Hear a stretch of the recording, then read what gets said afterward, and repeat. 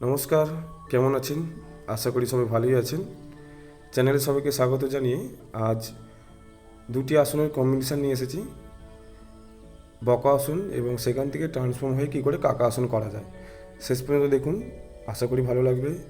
এবং বকা আসন কীভাবে করব, তা থেকে কাকা আসন কীভাবে যাব, সেই আসনটি পুরোটা এক্সপ্লেন করব। শেষ পর্যন্ত দেখতে থাকুন, আশা করি ভালো লাগবে। প্রথমে বজ্রাসনে বসবেন,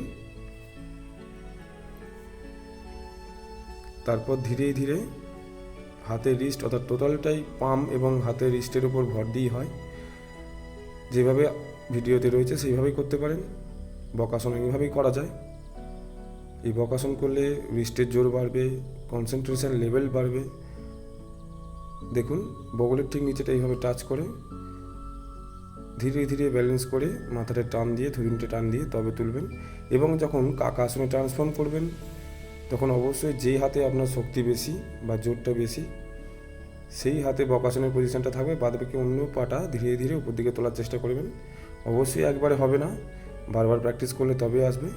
বারবার প্র্যাকটিস করলে আশা করি চলে আসবে, আসনটা উঠে যাবে। আসন সম্বন্ধে কোনো কোয়ারিজ থাকলে বা কোনো জানার থাকলে আমাকে কমেন্ট করে জানান।